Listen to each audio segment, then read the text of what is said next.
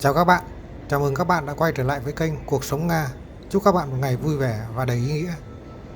Các bạn thân mến, có lẽ khó khăn nhất với đa số người Việt khi đi ra nước ngoài đó là ăn gì. Có thời, không ít người khi đi du lịch, đi công tác nước ngoài thì trong vali không thể thiếu mì tôm. Vâng, bây giờ đã khác. Ẩm thực Việt đã du nhập và tung hoành khắp nơi trên thế giới. Khi đến với nước Nga, các bạn hoàn toàn yên tâm và không cần phải mang mì tôm, mà chỉ cần mang theo đồ dùng cần thiết, bởi vì khắp Moscow và các thành phố lớn ở Nga, các quán ăn nhanh của người Việt hầu như đã có mặt ở khắp các trung tâm thương mại trong thành phố. Theo thống kê chưa đầy đủ, hiện ở Moscow đã có khoảng hơn 200 quán ăn và nhà hàng của người Việt. Vậy các bạn yên tâm đi nhé. Ngay cả với các bạn du học sinh, nếu lười nấu ăn hoặc không biết nấu ăn thì cũng hoàn toàn không phải lo lắng gì cả. Về đồ gia vị, đồ khô thực phẩm, đồ hàng khô của Việt Nam bán ở Moscow như thế nào, tôi sẽ có một video riêng giới thiệu với các bạn. Xin các bạn hãy đón xem. Khi dạo quanh phố phường, dạo qua thị trường, trong thời gian qua tôi thấy ở Moscow cũng như các thành phố lớn ở Nga đều có những nhà hàng, quán ăn giới thiệu các món ăn nổi tiếng trên thế giới. Nước Nga nổi tiếng với món súp củ cải đỏ, trứng cá hồi đen, thịt nướng, bánh mì đen, shashlik. Pháp và các nước Địa Trung Hải mang đến cho thực khách những món ăn vô cùng tinh tế, hoàn hảo về nội dung lẫn hình thức. Nhà hàng Trung Quốc thì có vịt quay, bánh bao, còn sushi thì từ lâu đã trở thành món ăn quen thuộc của người Nga. Một điều vô cùng thú vị là trong 2 năm trở lại đây, ẩm thực Việt Nam với những món ăn như phở, nem, bánh mì kẹp thịt đang dần trở nên phổ biến. Theo một số bạn người Nga chuyên kinh doanh về ẩm thực tại Moscow và Saint Petersburg, ẩm thực Việt Nam đang lên ngôi ở các thành phố lớn của Nga và những món ăn của người Việt đang chiếm được tình cảm của người Nga lẫn khách du lịch đến Nga. Ở đây, các bạn có thể tự chọn món, trả tiền tại quầy thanh toán tức kassa và đợi lấy món ăn ngay ở bên cạnh.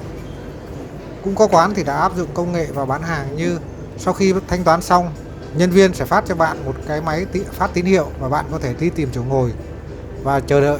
Khi nghe thấy tiếng máy kêu phát ra âm thanh thì bạn quay lại quầy để nhận món ăn của mình. Giá cả cũng tương đối hợp lý đối với túi tiền của người dân như phở, bún chả, sinh tố xoài, nem 3 chiếc có giá 350 rúp tức khoảng 120.000 đồng tiền Việt Nam. Dù không phải là ngày nghỉ nhưng hầu hết các bàn đều kín chỗ và dòng người đứng mua các món ăn luôn rất đông đúc. Các quán ăn Việt Nam, nhất là vào ngày cuối tuần, thời tiết đẹp, hầu như không còn đủ chỗ và thực phẩm để phục vụ khách. Với tiêu chí ngon, bổ, rẻ, sạch, các món ăn của Việt Nam đều rất đơn giản và rất ngon. Tất cả thực phẩm mua ở Nga, ngoại trừ một số loại như rau thơm, ớt, xoài, chè, cà phê và gia vị đặc trưng của Việt Nam thì phải chuyển từ trong nước sang. Bún, phở tươi do các doanh nghiệp trong cộng đồng sản xuất tại Moscow. Thịt luôn luôn đảm bảo tươi, ngon, lấy trực tiếp từ các lò mổ gia súc, gia cầm ở Moscow. Để đảm bảo chất lượng và tuân thủ luật vệ sinh an toàn thực phẩm ở Nga, tất cả các quán ăn đã không sử dụng lại những thực phẩm đã sử dụng qua ngày hôm trước, thực phẩm đông lạnh. Ngay cả nước phở nếu còn thừa trong ngày cũng bỏ đi, không sử dụng cho ngày hôm sau. Tất cả những món ăn Việt Nam có thể được làm với nguyên liệu sẵn có ở Nga và tuyển đầu bếp được đào tạo bài bản tại Việt Nam hoặc đào tạo tại chỗ. Ở Moscow hiện nay có hơn 200 quán cà phê, tức là quán ăn nhanh và nhà hàng cung cấp các món ăn Việt Nam. Cơ sở đi tiên phong trong lĩnh vực này là nhà hàng Sông Lam đã mở cửa vào đầu những năm 2000. Trong đó không chỉ cung cấp những món ăn Việt mà còn trang trí nội thất theo kiểu Việt Nam, có cả dòng suối nhỏ với những con cá koi. Thương hiệu phổ biến nhất trong số các cơ sở ăn uống của Việt Nam tại thủ đô Nga là Việt Cà Phê. Hiện có hàng chục nhà hàng Việt Cà Phê tại các trung tâm mua sắm lớn tại Moscow và nhiều thành phố khác của Nga, cũng như ở Kazakhstan, thậm chí cả ở London, thủ đô Vương quốc Anh. Trong số các khách đến quán, ngoài những người dân địa phương và sinh viên các trường đại học lân cận, còn có những người đồng hương, người Trung Quốc, người Thái Lan, người Malaysia và công dân của hàng chục quốc gia tìm đến để thưởng thức ở đây những món ăn tuyệt vời của Việt Nam. Có lẽ bởi bây giờ thân hình mảnh mai đang là mốt mà món phở và các món ăn Việt Nam rất ít chất gây béo đã được thịnh hành ở Nga. Trong số các trung tâm mua sắm ở Moscow gần đây đã xuất hiện khá nhiều các gian hàng nhỏ với bảng hiệu phở bò. Trong thực đơn nhà hàng, bạn có thể đặt các món như phở bò, phở gà, nem cuốn, bún bò, cơm rang. Nhưng ở đó hương vị món ăn không còn theo kiểu người Việt nữa. Có lẽ đó là vì các cơ sở ăn uống này không phải do người Việt làm chủ, mà do đại diện dân tộc khác làm chủ sở hữu. Ẩm thực Việt Nam không chỉ phổ biến ở thủ đô Moscow mà còn ở nhiều thành phố khác ở trên đất Nga, tại Saint Petersburg, Kazan, thủ phủ của nước Cộng hòa Tatarstan, Ekaterinburg, thủ phủ vùng Ural, cũng như ở những thành phố khác trên lãnh thổ nước Nga xuất hiện ngày càng nhiều những quán cà phê và nhà hàng và đang phát triển dịch vụ đồ ăn mang về. Những quán ăn như vậy thu hút nhiều khách hàng bởi vì ngày càng nhiều có người Nga khi đi du lịch Việt Nam và ngược lại. Con số người Việt Nam đi du lịch ở Nga tăng lên nhanh chóng trong những năm gần đây. Các du khách người Việt khi đến với cố đô Saint Petersburg hoàn toàn có thể yên tâm được thưởng thức những món ăn không thể thiếu được ở quê hương như cơm với canh rau muống, thịt rang cháy cạnh, canh cua, phở, bún chả, bún bò, bún măng tại một số nhà hàng trong thành phố. Đáng chú ý, cách đây 2 năm được sự giúp đỡ và ủng hộ của Đại sứ quán Việt Nam tại Liên bang Nga, Trung tâm đa chức năng Hà Nội Moscow, tức Incentra, đã phối hợp với một số nhà hàng Việt Nam tại thủ đô như Việt Sâu, Xích Lô, Xin Chào, tổ chức festival ẩm thực Việt Nam tại trung tâm trong một không gian rất Việt Nam được bài trí trên diện tích trên 2.000 m2 với hơn chục gian hàng của 5 nhà hàng chuyên các món ăn Việt Nam tại Moscow được trang trí đậm nét văn hóa dân tộc Việt Nam với những làn điệu dân ca ba miền Bắc, Trung, Nam. Nhiều người Nga tò mò và thích thú khi được nhìn thấy tận mắt các đầu bếp Việt Nam khéo léo làm các món như bánh xèo, gỏi cuốn, bánh mì, chả nem, phở, bánh cuốn, vân vân.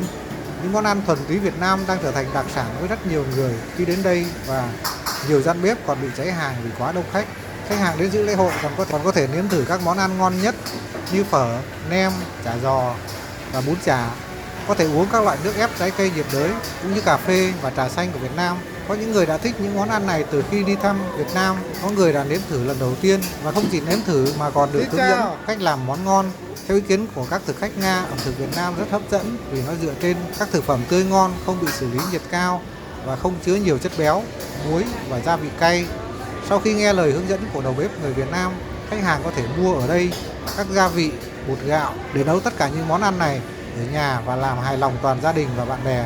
Bằng cách này đã làm tăng hàng ngũ fan ẩm thực Việt Nam tại Liên bang Nga. Trải qua bao thăng trầm cùng với nước Nga, các quán ăn, nhà hàng Việt Nam dù kẻ đến người đi vì những lý do khác nhau đã và đang sẽ góp phần không nhỏ vào việc tăng cường quảng bá hình ảnh đất nước con người Việt Nam trong thời kỳ đổi mới. Qua đó nâng cao sự hiểu biết của người dân Nga và bạn bè quốc tế về Việt Nam, củng cố và tăng cường mối quan hệ hữu nghị truyền thống và quan hệ đối tác toàn diện Việt Nam Liên bang Nga. Hình ảnh các bạn đang xem là quán Tú Tôn, một địa chỉ yêu thích của nhiều bạn sinh viên Việt Nam đang học tập tại Liên bang Nga. Đây là một quán Việt của vợ chồng anh Chí Tài và chị Tú Anh ở trung tâm thương mại Capitoli cạnh metro Belaevo, thành phố Miklucho, Maklaya, Đông 32. Anh Chí Tài sinh ra và lớn lên ở Moscow, Liên bang Nga. Anh đã gắn bó với quê hương đầu tiên và cũng là thứ hai của mình. Sau khi tốt nghiệp Đại học Kinh tế Moscow, nhận thấy cái duyên của người Việt trên đất Nga, vợ chồng anh đã quyết tâm mang ẩm thực của người Việt đến với người Nga. Những thực khách của quán là các bạn Nga cũng như các bạn sinh viên các trường đại học xung quanh luôn đến đây để thưởng thức các món ăn Việt Nam cũng như tận hưởng những ly sinh tố xoài, cam, vân vân rất đặc trưng Việt Nam. Mặc dù đã ăn phở nhiều nơi nhưng tôi vẫn nghiện món phở tại quán này vì hương vị rất đặc trưng của Việt Nam. Và một trong những điều kỳ lạ nhất đó là có rất nhiều khách Nga tới đây từ những ngày đầu chỉ để ăn phở bò. Có 3 nhóm khách đến ăn phở bò hàng ngày, ngoại trừ cuối tuần khi họ không đi làm.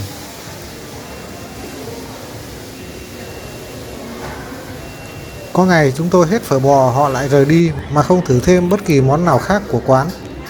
Anh Tài cho biết, bây giờ mọi người thường kể cho bạn bè về quán của chúng tôi và chúng tôi luôn đón khoảng 60 đến 70 khách vào mỗi ngày bình thường. Phần lớn trong số họ là sinh viên nước ngoài từ châu Á. Khoản đầu tư ban đầu để mở một quán cà phê nhỏ tại Nga khoảng 20.000 đến 30.000 đô la. Vấn đề duy nhất là tiền thuê nhà với mức giá khá cao. Một người có thể phải trả từ 5.000 rúp, tức khoảng 76 đô la, tới 14.000 rúp, tức 214 đô la trên mỗi mét vuông thuê nhà tại thủ đô Moscow. Anh cho biết thêm đang triển khai làm món trà sữa trân châu theo yêu cầu của các bạn sinh viên tại Moscow và một số bạn Nga đã từng sang Việt Nam du lịch. Xin cảm ơn những con người Việt Nam rất cần cù, sáng tạo đã mang và nhân rộng những nét đẹp văn hóa của Việt Nam trên đất Nga.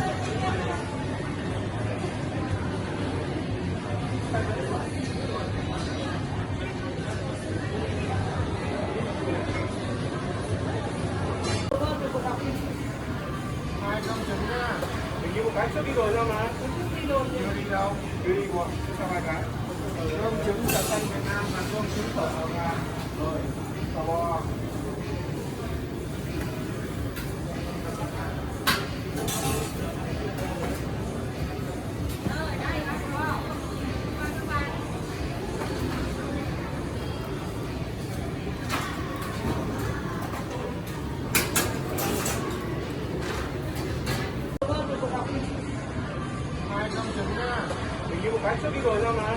Đi rồi. Đi đâu? Đi một. Sao hai cái? Cơm trứng trà xanh Việt Nam và cơm trứng phở Nga. Rồi. Phở bò.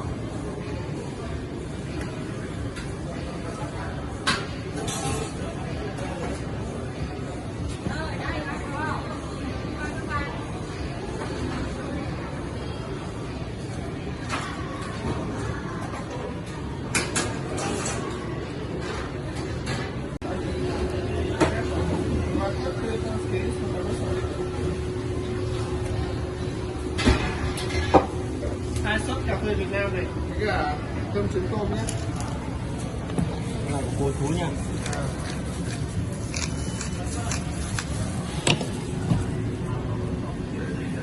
Đây là quán của cô chú đó. Khách đây.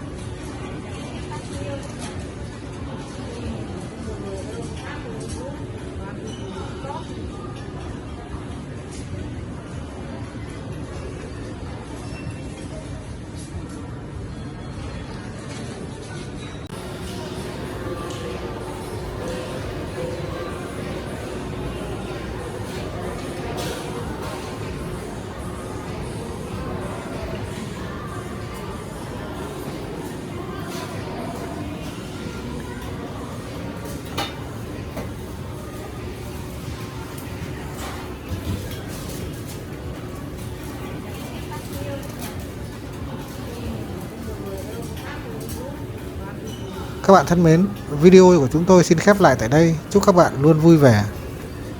Xin hãy ấn like, ấn chuông, ấn đăng ký để ủng hộ kênh chúng tôi. Xin trân trọng cảm ơn.